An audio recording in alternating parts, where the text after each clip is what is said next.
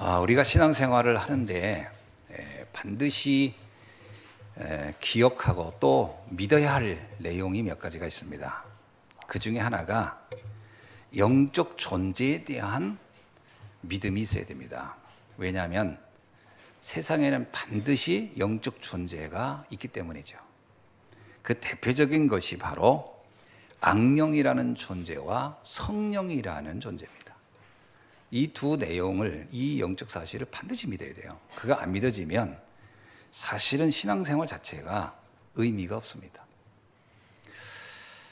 제가 한번 서울에서 이렇게 버스를 탔는데, 그때 영등포에서 강서까지 가는 버스를 탔어요. 근데 버스 앞에 광고가 붙어 있는데, 무속인이 광고를 한 그 광고가 이렇게 그 버스 커버에 붙어 있더라고요. 그거 보니까 성령을 움직이는 사람 이렇게 써 있어요. 근데 내가 무속인이 성령을 움직이는 사람이라니까 너무 재밌잖아요. 그러니까 최근에 신을 받았다. 그 다음이 보니까 이게 무당이구나. 처음에는 성령을 움직이는 사람에서 무슨 목회자가 뭐 쓴 줄 알고 왔더니 아니에요. 이게 무당이 광고한 거예요. 그러면서 쪽집게 같은 그 신접을 해주니까 오라. 그러면서 밑에 이렇게 쫙 그 번호가 이제 그 전화번호가 그 제가요 무당도 지가 움직이는 신이 악령이 아니라 성령이라고 생각하는구나. 너무 그때요. 제가 처음으로 무속인들이 그 쓰는 언어 중에 성령의 언어를 쓰긴 쓰는구나. 그 왜 그런 거 이게 한자로 표현하면 뭐요? 거룩한 영이라는 뜻이니까 그게 맞겠구나 생각이 들더라고요. 그러니까 자기들도 성령을 믿고 싶은 거지요. 악령의 도움을 한다 이러면 너무 무섭잖아요. 그러니까 성령의 도움으로 뭘 한다 이렇게 쓴 거죠. 반드시 그러면 그 사람들이 영적 사실을 모르고 인정하지 않는다면 그 무속인의 일을 하겠습니까? 그들도 뭔가 믿는 거예요. 실제로 존재하는 겁니다. 그런데 놀라운 것은 성도들이 이 부분을 모른다는 게 문제예요. 의외로 성도들은요 굉장히 세속적이에요. 영적인 존재의 영적 사실에 대해서는 굉장히 무지해요. 그래가지고 무속인들한테도 그래서 무시당하는 겁니다. 어떤 목사가 무속인 찾아갔대잖아요. 나 개척 어디서 하면 되겠냐고. 그러니까 이게 얼마나 영적인 부분을 모르면 목사가 무속인 찾아가서 나 어디서 개척하면 교회가 부흥하겠냐라고 물었다는 거예요. 근데 그게 우스갯소리로 들리는 게 아니라 제가 구체적으로 그 물었던 사람이 누군지를 내가 이렇게 실제 가까운 사람 중에 들었던 거예요. 그러니까 이게 너무 황당한 거지. 하물며 목사가 그 정도라면 성도들은 오죽하겠냐. 우리가 신앙생활을 한다고 하지만 영적 사실을 사실은 거의 인정하지 않고 있지 않나 이런 생각을 하게 됩니다. 계시록 12장 7절로 12절에 보면은 이런 말씀이 있어요. 그 중에서 8절에 큰 용이 내쫓기니 옛뱀 곧 마귀라고도 하고 사단이라고도 하는 온 천하를 꿰는 자라. 성경에는요 악령의 존재를 명확하게 기록하고 있어요. 그는 큰 용이고 옛뱀이었다는 거예요. 옛뱀이 어디서 나옵니까? 창세기 3장에 나타나는 그 존재를 말하는 거잖아요. 그러니까 우리가 창세기 3장을 자꾸 무슨 전설이나 신화나 동화처럼 읽어서는 큰일 나는 겁니다. 많은 사람들이 성경을 읽으면서 거기서 교훈을 찾는다고 그래요. 성경에서는 교훈 찾을 게 없습니다. 무슨 교훈을 찾습니까? 성경에서 교훈 찾다 보면요 우리가 상상할 수 없는 이상한 것 참 많이 나옵니다. 성경은 우리에게 윤리와 도덕적 교훈을 알려주려고 쓰는 게 아니에요. 영적 사실을 말하고 싶어서 기록한 거예요. 그러니까 성경을 읽는 의도부터가 상당한 많은 사람들이 오해하고 착각하고 있습니다. 성경에서 무슨 교훈을 찾으려고 하면 실패합니다. 차라리 교양 강좌를 듣는 게 훨씬 나아요. 제가 얼마 전에 보니까 그 어떤 남자인데 굉장히 웃기더라고요. 그리고 하여튼 그 뭐 부부간에 또는 뭐 자녀의 관계 이런 거 너무 웃기게 잘하더라고요. 제가 그거 들으면서요, 이거 좀 교훈된다. 그런데 교훈 많이 받았어요, 제가. 그러나 영적인 말은 0.0001%도 안 하더라고요. 그냥 세상에 교훈적인 얘기를 하는 거예요. 교훈을 배우려면 그런 요명 강사의 강연을 듣는 게 낫습니다. 우리는 교훈을 받기 위해서 온 게 아니에요. 영적 사실을 알려고 온 겁니다. 분명히 말하잖아요. 예뱀 곧 마귀라도 하고 사단이라고도 하는데 더 중요한 게 온 천하를 꿰는 자라는 거예요. 이게 문제입니다. 그러면 천사의 존재는 뭐라고 나옵니까? 시편 103편 20절로 22절에 보니까 주의 천사는 하나님의 말씀을 행할 때 나타나고 하나님의 뜻을 행할 때 움직이고 하나님이 다스리는 일을 할 때 주의 천사가 왕래한다고 분명히 말하고 있어요. 성경에서 보면요, 천사의 존재를 성경은 여러 군데서 너무 많이 기록하고 있어요.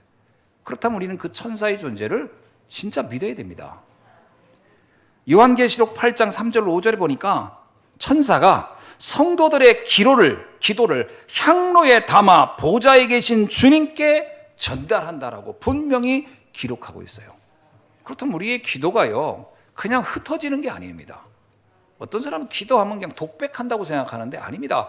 기도는 반드시 보이지 않는 주의 천사가 향로에 담아 보좌에 계신 주님께 가지고 가서 전달하는 줄로 믿습니다. 그래서 이 사실을 믿지 않는다면 우리의 신앙생활이 아닙니다. 그건 인왕생활이죠. 사람들과의 관계를 잘해보려고 신앙생활을 한다? 그건 진짜 착각입니다. 하나님과의 관계부터 회복되면 나머지 모든 관계는 정상을 찾아가는 줄로 믿습니다. 순서를 자꾸 바꿔요. 하나님과 관계는 대충 뭐 그냥 어떻게 되겠지. 그리고 자꾸 어떻게 사람들하고 잘해보려고. 그거요, 처세술을 배우는 게 훨씬 낫습니다. 그거 크게 답 되지도 않고요. 잠시 뭔가 모면할 수는 있으나 근본적인 해결책은 안 돼요. 중요한 건 하나님과의 관계가 정상화돼야 될 줄로 믿습니다. 영적 사실을 정말 믿어야 돼요. 그래야 우리의 삶이 가장 축복된 자리에 들어가게 되는 줄로 믿습니다. 많은 분들이 이런 영적 사실은 거의 관심 없고 어떻게 좀 육신적으로 뭔가 잘해볼까 굉장히 착각하는 겁니다. 그래서 먼저 영적 존재를 분명히 인정하고 그 세계를 이해하면서 말씀으로 들어가야 할 줄로 믿습니다. 자, 그래서 우리가요, 왜 예배드려야 합니까? 예배드리는 이유는 다른 게 아닙니다. 여기서 우리의 무슨 대단한 지식을 얻으려고 하냐? 그렇지 않습니다. 영적 사실을 확인하는 시간이 예배의 시간인 줄로 믿습니다. 우리가 왜 기도합니까? 단순히 답답해서 스트레스 풀려고 합니까? 아니에요. 기도는 나와 하나님의 소통의 시간이거든요. 기도할 때 주의 천군 천사가 왕래하고 역사한다는 것을 믿어야 합니다. 그때부터 우리의 삶은 달라지는 거거든요. 그래서 기도의 그 맛을 알아야 돼요. 기도하는 시간이 가장 힘이 나는 시간이어야 됩니다. 사람들이 기도하니까 힘들다고 하더라고요. 가끔 서울에서 이렇게 내려오는데 옆에 큰 건물에 이렇게 있더라고요. 기도할 수 있는데 왜 걱정하십니까? 거기까지는 좋아요. 그 다음에 기도는 노동이다. 뭐 이렇게 써 있더라고. 그래서 내가 저래가지고 기도 되겠나? 여러분, 기도는 가장 힘을 얻는 시간인 줄로 믿습니다. 하나님의 능력을 얻는 시간이잖아요. 하나님이 우리의 한계를 넘어서서 하시는 하나님의 보좌의 역사를 체험하는 시간이 기도의 시간인 줄로 믿습니다. 우리가 이 영적 세계를 인정하지 않으면 사실 이 헌금하는 것도요, 이거 무슨 적선하는 것도 아니고 무슨 세금 내는 것도 아니고 이거 정말 고달픈 일입니다. 근데 영적인 사실을 알면 이 헌금하는 게 참 행복한 시간이에요. 왜냐? 우리는 보이지 않는 세계의 역사를 보이는 세계 속에서 누리기 때문에, 그리고 하나님의 어마어마한 역사를 우리는 알기 때문에 헌금은 사라지는 것도 아니고 기부하는 것도 아니고요, 하나님의 나라를 확장해가는 가장 중요한 역사 속에 내 삶이 드려지는 시간인 줄로 믿습니다. 이런 걸 알게 되면요, 우리들이 교회 생활, 신앙생활 하나하나가요 너무 소중하고 귀하게 느껴지는 겁니다. 저는 이걸 알기 전에는요, 예배 시간이 즐겁지가 않았어요. 제가 전도사 시절을 생각해 보면 너무 부끄러운 거예요. 왜냐? 전도사 시절은요, 교회에 일하러 갔어요. 교회에 일하러 간다는 뭐예요? 일단 교회에서 사리를 받으니까 일단 아이들 관리해야 돼요. 왜? 안 그러면 그 아이들 부모님이 나한테 자꾸 전화하는 거예요. 우리 아이 갔는데 전사님 만나봤냐고, 걔 요즘 어떻게 되는지 알고 있냐고. 내가 모르면요, 나중에 이제 목사님 또 불러가지고 강전사는 그런 것도 안 했냐고 막 그럴까봐 교회는 제가 일하러 간 거예요. 그냥 사례비 받으니까. 그래가지고요, 예배 시간 오고 그러면 정말 스트레스 받아요. 왜냐하면 막 그때는 주보 거리는 거 다 전도사들이 했잖아요. 주보 등, 지금 이렇게 뭐 프린트 합니까? 다 등사기로 밀어야 하잖아요. 그러면 예배 전에요, 양쪽 손이 새까매지는 거예요. 왜냐? 그 일하느라고 막 그 잉크로 막 그 등사 밀죠. 토요일 날 그거 막 해놓고 틀린 거 있으면 또 바꿔야 되고, 그런 일도 많이 했었거든요. 그런데 예배 시간이 제일 힘들어. 예배 시간 되면요, 막 졸음이 막 쏟아져가지고 막 뒤에서 꾸벅꾸벅 졸다가 또 우리 목사님 첫째, 둘째 하면서 너무 기네. 너무 길어. 언제쯤 결론이 언제쯤 나오려나 막. 근데 우리 목사님이 첫째, 둘째, 셋째 하면 그나마 기다리겠는데 첫째, 둘째, 셋째를 안 해요. 이게 도대체 몇 번째 하는지를 모르겠어. 막 결론했다가 다시 1번 첫 번째 아까 한 말을 하면서 또 시작하면 또 한 줄이야. 그때 설교를 1시간 반씩 했거든요. 죽는 줄 알았어요. 참 그때를 생각하면 참 너무 부끄럽고 창피한데, 어느 날 복음을 정말 깨닫고 나니까 예배 시간이 너무 소중한 거예요. 이때 내 인생에 답이 다 나는 거예요. 그렇게 답답했던 것들이, 그렇게 불안했던 것들이 예배를 드리고 나면요, 뭐라고 표현할 수 없는 평안함이 쫙 있는 거예요.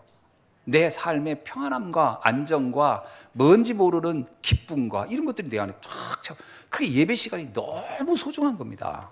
이건 뭐 돈으로 환산할 수가 없다니까요. 오늘 이 영적 비밀이 한번 누려지고 깨달아지고 여러분의 현장을 살리는 귀한 역사가 일어나길 주의 이름으로 축원합니다. 오늘 본문에 주는 중요한 이야기가 뭐냐면요, 15절에 보니까 이런 나옵니다. 너희는 다시 무서워하는 종의 영을 받지 아니하고, 이렇게 나옵니다. 이게 무슨 얘기입니다. 다시 무서워하는 종의 영을 받지 아니하고 하는 얘기고요. 다시란 얘기는 뭐예요? 과거에는 바닥 그것 안에 있었다는 거예요. 그러니까 종의 영을 받지 말아라가 아니에요. 다시 받지 말라는 얘기예요. 그런 분이 전에 받았었다는 거예요.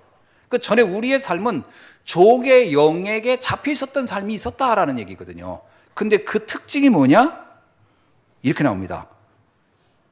두려워하고 무서워하는 영이었다는 거예요.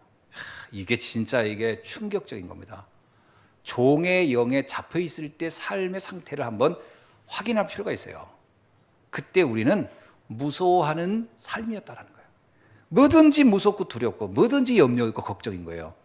왜 그랬느냐? 종의 영에 잡혀 있었기 때문에 그렇다는 거예요. 이 영 속에 다시 들어갈 이유가 전혀 없는 거죠. 전 가끔 그럽니다. 예를 들면 뭐 우스갯소리로 뭐 대학교 시절이 좋지 않았냐, 또 언제가 젊었을 때 돌아가고 싶잖아요. 아닙니다. 지금이 제일 좋습니다. 저는 지금이 제일 행복해요. 전 다시는 과거로 가고 싶지 않아요. 아무리 젊었어도요, 그때 늘 육체만 젊었지 마음은 늘 염려, 두려움, 공포 속에 살고 있었다니까요. 어떻게 그 삶에 또 돌아가겠습니까? 죽어도 싫지. 난 지금이 제일 행복해요. 지금이. 왜냐? 지금은 난 종의 영에 잡혀있지 않기 때문에. 여러분, 그러면 종의 영에 잡혔다는 얘기는 뭡니까? 무서워 떨게 하는 영에 잡혔다는 얘기는요, 한마디로 말하면 사단에게 잡혀있는 시간이었다라는 거예요. 요한복음 8장 44절에 뭐라고 표현하죠? 너희 아비 욕심대로 너희도 행하는 거야. 처음부터 그는 살인한 자요, 진리에 서지 못하고 그가 거짓말쟁이였고 거짓의 아비였다. 그런데 충격적인 건 뭐냐면요, 그가 너희의 아비였다는 거예요. 마귀가, 사단이 우리의 아비처럼 역할을 했다는 거예요. 아버지가 아니고요. 왜 아비라고 한지 아세요? 그건 뭐냐면 굉장히 아버지 개념이, 아버지는 친근하고 인자하고 이런 개념이야. 아비는 뭐냐면 그냥 호칭상 나를 지배하는 자였다라는 의미였거든요. 그때 사단은 나를 지배했다라는 거예요. 마치 강력한 권위자로, 아비처럼, 아주 가부장적인 집안에서 그 부모처럼 나를 막 지배했었다는 거예요. 누가요? 사단이. 그러니까 삶이 어때요? 삶이 두려울 수밖에 없는 거죠. 성경은 이 종의 영을 가리켜서 뭐라고 하냐면요, 그 영은 죽음의 영이었고 거짓의 영이었다, 이렇게 말하는 겁니다. 에베소서 2장 2절은 이렇게 얘기합니다. 공중권세를 잡은 자에게 잡혀 살았다. 이 세상에서 아무리 뛰어난 사람이라도요, 종의 영에 잡힌 자는 결국은 자기의 의지대로 사는 게 아닙니다. 공중권세 잡은 자의 계획대로 사는 거지. 이게 정말 무서운 거예요. 왜 그런지 아세요? 사단은, 원래 사단의 그 실체가요, 천사였기 때문에 그렇습니다. 요한계시록 12장 읽어보거나 성경을 읽어보면 타락한 천사가 마귀였거든요. 그러니까 이 사단이라는 존재는요, 인간보다 더 강력한 힘을 가지고 있었다라는 거예요. 그러니까 그 강한 자에게 잡혀 있는데 꼼짝이나 할 수 있었겠냐라는 거예요. 그래서 로마서 8장 20절은 뭐라고 표현하냐면 이렇게 표현합니다. 허무한 데 굴복하는 삶이었다. 여러분, 내가 의미 있게 굴복하는 게 아니에요. 허무한 데 굴복하는 거예요. 어쩔 수 없이 난 그렇게 살았다. 그냥 마지못해, 의미 없이, 가치 없이. 또 하나 뭐라고 하냐? 로마서 8장 22절은 이렇게 표현합니다. 탄식하며 고통 가운데 살았다.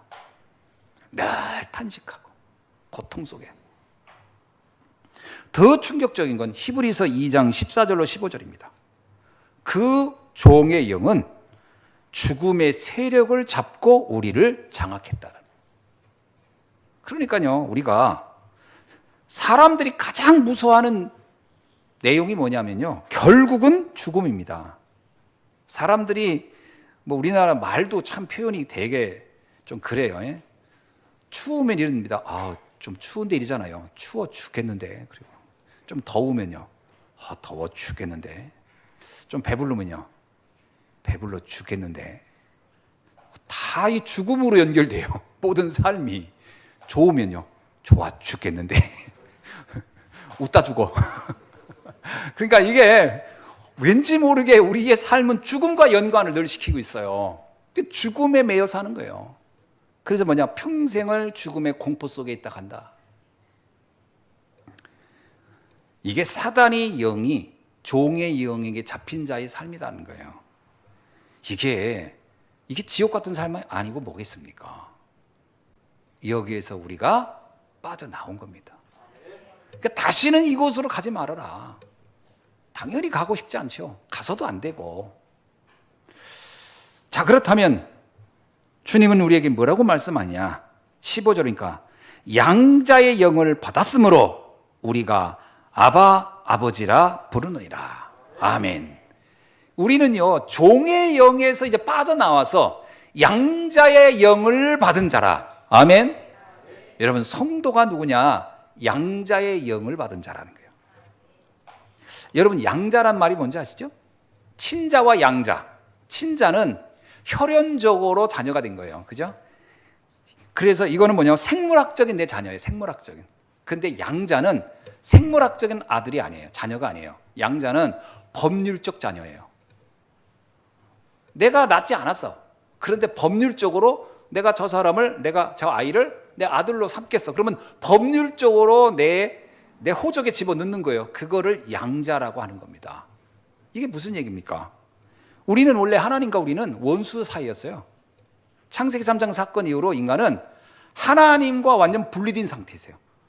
쉽게 말하면요, 혈연적으로, 영적으로 이 말하면 생물학적으로 하나님과 절대 관련 없었던 존재였다. 그래서 에베소서 2장 1절에 뭐예요? 허물과 죄로 죽었던, 우리 하나님과는 아무 상관이 없이 살았던 우리였다는 거예요. 그때가 종의 영에 잡혔던 삶. 그런데 하나님께서 은혜로 우리를 법률적으로 자녀로 삼아주셨다라는 거예요. 이게 얼마나 놀라운 일입니까? 그러니까 0%도 하나님 자녀가 될 수 없었던 우리를 하나님께서 우리를 하나님의 자녀로 삼아주셨다라는 거예요. 로마서 5장 10절에 뭐라고 얘기합니까? 곧 우리가 원수 되었을 때에 그의 아들의 죽으심으로 말미암아 하나님과 화목되게 하였느니라. 우리가 하나님과 원수였어요. 원수. 그러니까 한 집에서 살 수 없는, 절대로 하나님과 얼굴도 서로 대면하면 안 되는 만큼 그 아주 하나님과는 그 정말 이 결이 다른 삶을 살았는데, 그리스도께서 십자가의 대속의 은혜로 말미암아 우리를 양자로 삼아 주셨다. 그래서 요한복음 14장 16절에 양자의 영은 무슨 영이냐? 성령의 영이다, 이렇게 말하는 거예요. 그래서 우리가 양자의 영, 그 얘기는 하나님의 영이 내 안에 들어오심으로 나를 법적인 하나님의 자녀로 인정하셨다라는 거예요. 성령의 내주, 인도를 받는 삶이 이제 시작됐다는 얘기죠. 여러분, 우리가 법률적으로 자녀가 되면요, 법률적으로 자녀가 아닌 사람은 함께할 이유도 없고 관심 가질 필요도 없는 거예요. 그러나 그 사람이 아무리 타인이라도 이제 그 사람을 내가 양자로 드리는 순간부터는요, 모든 관계가 바뀌는 거예요. 이제 내 삶의 모든 영향을 받게 돼 있는 거예요. 우리가 하나님의 양자가 되는 날로부터 하나님은 우리와 함께하는 동행의 삶이 시작되는 줄로 믿습니다.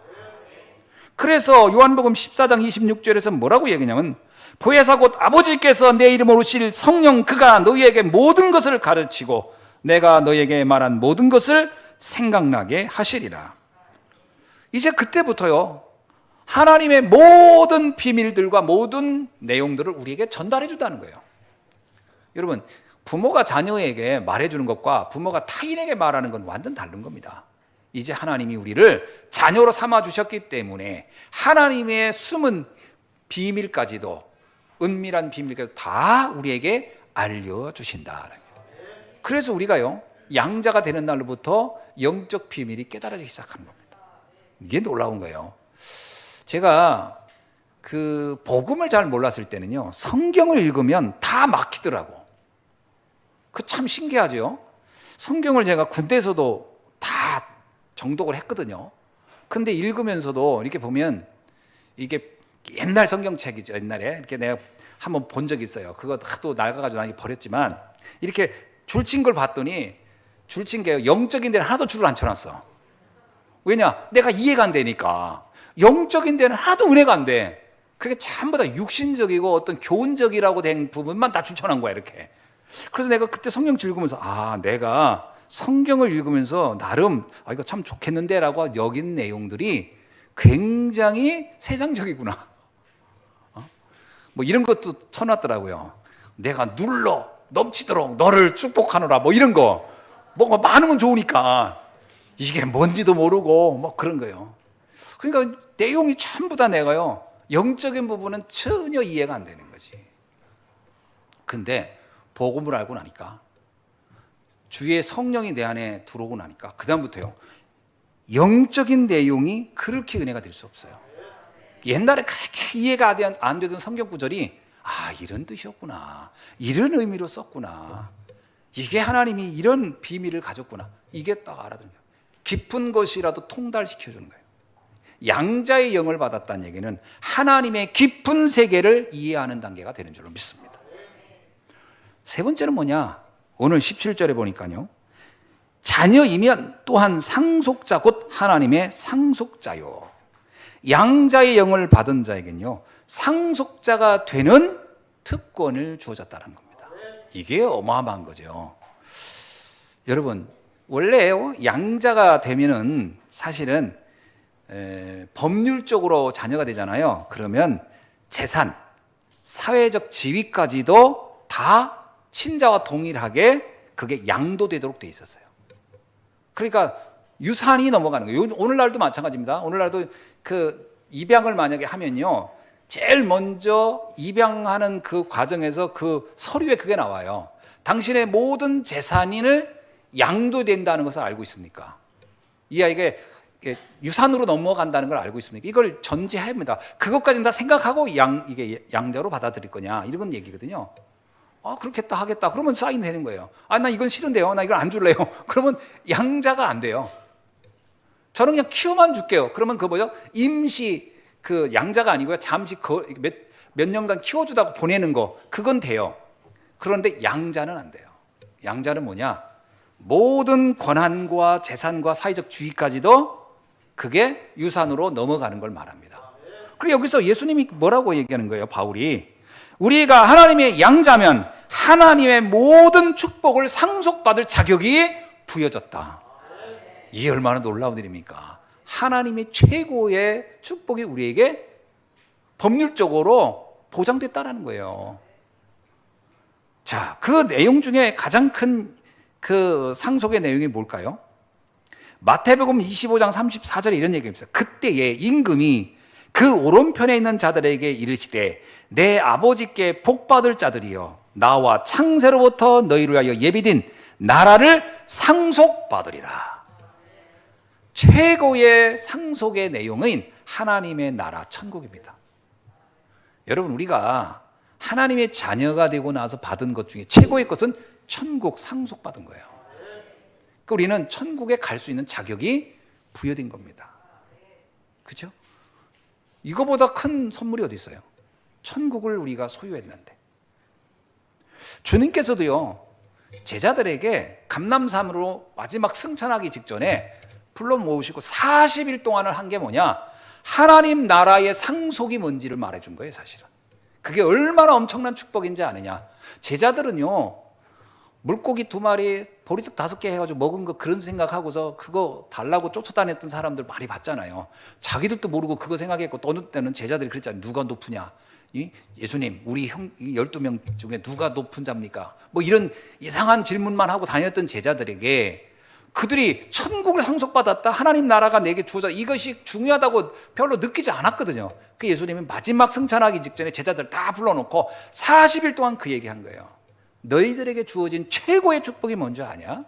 최고의 상속된 내용이 뭔지 아냐? 하나님의 나라니라. 제자들이 그때 안 거예요. 야, 하나님의 나라? 하나님의 나라는 것은요 영원한 천국이면서 지금 내가 살고 있는 곳에서도 이게 누려진다는 거예요. 여러분 가는 현장마다 하나님의 통치가 이루어지고 거기에 역사하던 흑암이 물러가고, 이거보다 큰 축복이 어디 있습니까? 내가 감옥에 갈 수도 있어요. 근데 그곳에 하나님 나라가 임하면 어떻게 돼요? 그것이 최고의 천국이 되는 거예요. 어떤 형편이든 상관없어요. 가난할 수도 있고 부자가 될 수도 있어요. 많이 배울 수도 있고 못 배울 수도 있어요. 그러나 그것이 나에게 절대 저주가 되지 않게 하는 하나님의 역사, 이거보다 큰 게 어디 있어요? 살리는 자, 내가 가는 곳곳마다 모든 죽어가는 현장이 살아나고 어둠이 빛으로 바뀌고 이런 놀라운 역사가 있다면 이거보다 감사한 게 어디 있어요? 이걸 하나님이 우리에게 상속으로 주셨다는 거예요. 또한 우리에게 받은 상속의 두 번째는 뭐냐? 그리스도의 삼직입니다. 그래서 주님은 베드로전서 2장 9절에서 말했어요. 왕 같은 제사장이여 기이한 빛을 전할 선지자의 축복이 너에게 있다. 이것도 우리에게 준 상속입니다. 그리스도의 삼직의 대사. 여러분 우리가 복음 들고 가면요 죽어가던 이들을 살려내고요 흑암의 역사를 꺾어내고 하나님의 나라로 천국을 소망하게 하는 그 상속을 갖도록 하는 대사의 역할을 하게 되는 줄로 믿습니다. 또한 양자가 된 순간 우리에게 준 특권이 하나 있어요. 그게 뭐냐? 오늘 본문에 보니까 15절에 보니까 우리가 아빠 아버지라 부르짖느니라. 아멘. 참 이 표현이 굉장히 독특한 표현이죠. 아빠라는 단어는 뭐죠? 어렸을 때 유아 때 부를 때 보통 호칭이 아빠라고 하는 거고 어른이 되면은 아버지라는 호칭으로 바뀌잖아요. 근데 요즘은 뭐 어른 돼도 다 아빠라고 하더만 그 유아적인 언어를 못 벗어나가지고 사실은 어른이 되면 아버지라고 불러야 되죠. 과자를 깎아라 하다가 어른 되면 과자 그러지, 어른 돼서도 깎아 먹으러 가자 이렇게 하면 좀 모자라는지 이제 그죠? 깎아 먹으러 가자 하면 이상하잖아요. 과자 먹자 이래야지. 예. 똑같은 거예요. 호칭은 이제 그 용어에 따라서 바뀌는 거예요. 자, 근데 아빠라는 단어가 뭐예요? 친밀감이에요. 친밀감. 여기서 내가 하나님을, 보통 이러거든요. 어떤 사람들이 나 하나님 아버지로 하니까 이상해요. 그래서 왜 했더니 거리감이 있대요, 자기. 왜냐, 아버지한테 늘 맞은 기억이 있어가지고 제가 아버지한테 많이 맞아가지고 하나님 아버지에 가면 거리감이 있대요. 그래서 어떤 분이 더라, 하나님 엄마는 왜 없나 몰라 그러더라고요. 근데 그러다 보니까 나온 종교가 하나 있어요. 그게 희한한 거예요. 그게 내가 거기 다 상처받은 사람이 간 거예요. 거기 아버지한테 상처받은 사람들이. 근데 이 표현 중에요, 아빠란 단어는 아주 어렸을 때, 여러분 아기 때 아빠라고 했는데 그때 그 아빠가 이렇게 좀 관계가 안 좋고 이런 경우는 거의 없거든요. 그러니까 가장 친밀한 단계, 우리에게 준 상속 중에 상속이 뭐다? 하나님과 우리의 관계가 친밀하다는 거예요. 여러분, 하나님은 멀리 계신 분, 권위적인 분, 무서운 분이 아니라 마치 어린아이가 아버지를 아빠라고 부를 만큼 친밀한 분이라는 거예요. 그게 우리가 기도한다는 거죠. 행복한 거예요. 그 자녀가 부모를 찾을 때 그게 무서우면 되겠습니까? 친밀해야지. 우리가 하나님을 찾는 것이 친밀해야 된다는 거예요. 아멘. 그 얘기는 뭐예요? 하나님은 나의 모든 것을 보호해주고 모든 것을 지켜주시는 분이다. 아빠라는 개념이 뭡니까? 완벽한 나의 보호자라는 뜻 아닙니까? 자, 그래서 요한일서 5장 18절에 이런 말씀이 있어요. 하나님께로부터 나신 자가 그를 지키심에 악한 자가 그를 만지지도 못하게 하느니라. 아멘. 여러분, 하나님께로 나신 자, 그 누구예요? 그리스도입니다. 그리스도가 우리를 어떻게 지킨다고요? 악한 자가 나를 만지지도 못하게 지켜주신다. 얼마 전에 그 어떤 영상을 보니까 그 애기하고 아빠가 이렇게 가는데 뭐 무서운 개가 이렇게 딱 오더라고요. 그러니까 이 아빠가 그냥 그 아이를 번쩍 들어가지고 안고서 본인이 그냥 그 무서운 개하고 막 발로 차면서 그 아이를 지키는 거예요.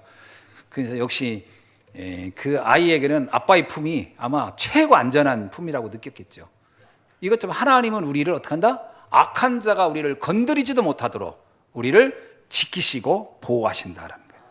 이 특권이 양자의 영을 받은 성도에게 주어진 은혜라는 거예요.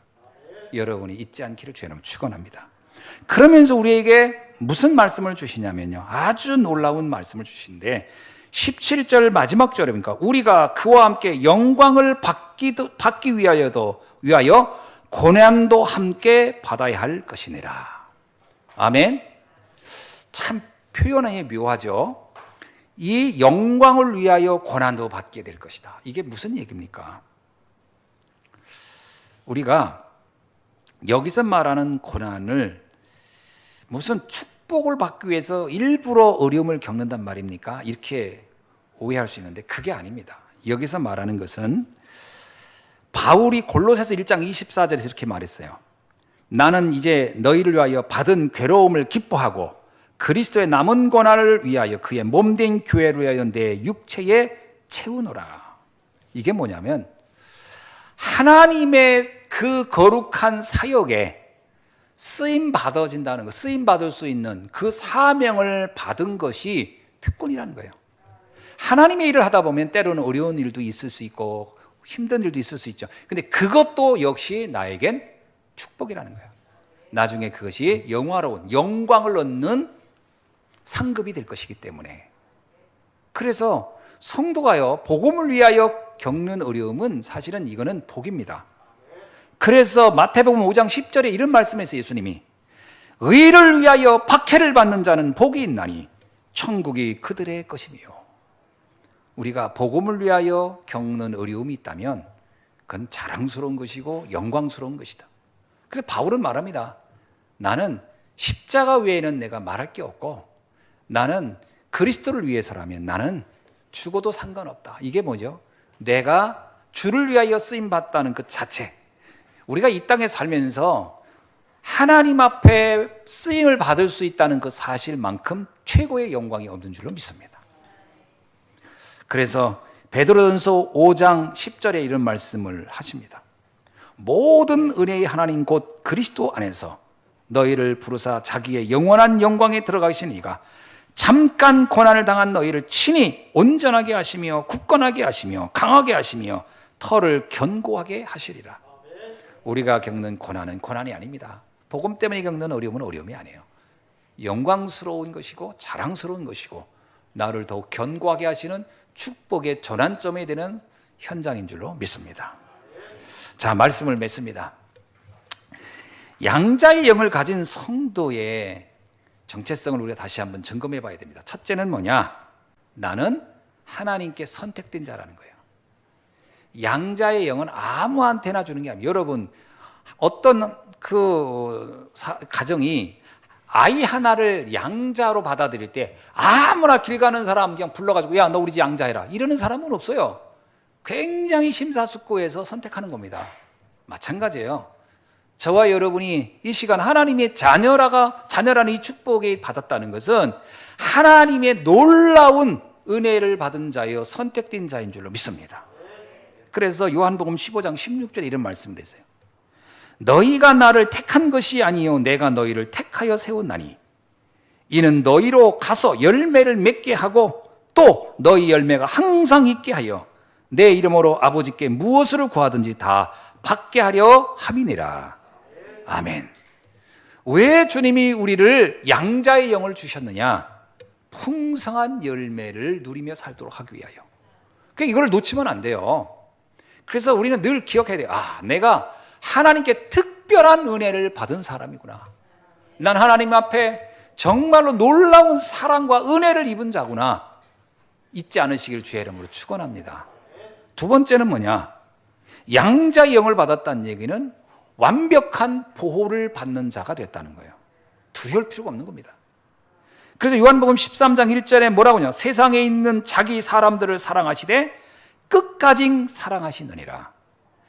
하나님은 그 자녀를 끝까지 사랑하는 겁니다.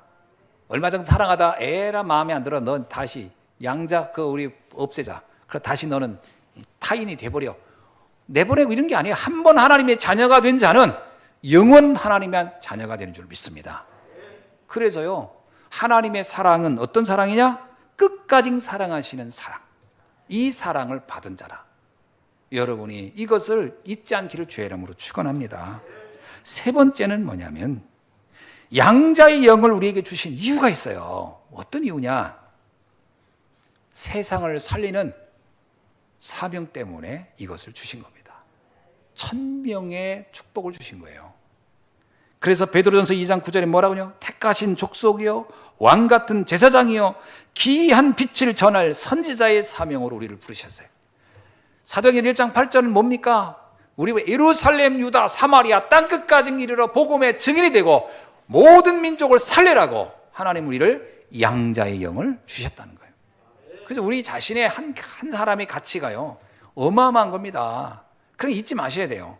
자꾸 자기 자신에 대한 평가가 박하면 안 돼요. 나는 237 5천 종족 살릴 사람이구나. 그걸 위해서 하나님이 나를 부르셨구나.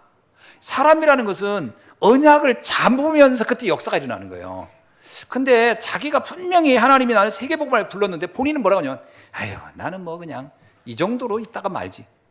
자꾸 축복을 축소시키면 안 됩니다. 축복을 확산시켜야지. 하나님이 주신 은혜를 자꾸 찾아내야 돼요. 그래서 오늘부터요 여러분이 하늘로부터 주신 1000명 찾는 귀한 사명이 있기를 주의 이름으로 축원합니다. 기도하겠습니다. 하나님 감사합니다. 오늘 주님 주신 언약을 다시 한번 굳게 붙잡고 양자의 영을 받은 하나님의 자녀로서 이 땅에서 가장 축복된 자녀로 세상 살리는 언약을 붙잡고 살아갈 수 있도록 역사하여 주옵소서. 주님이 선택하셨고 주님이 완벽한 보호와 사랑을 약속하셨고 우리에게 237 5천 종족 살리는 사명을 주셨사오니 이 사명 끝까지 감당할 수 있도록 은혜를 베풀어 주옵소서. 예수 그리스도의 이름으로 기도하옵나이다. 아멘.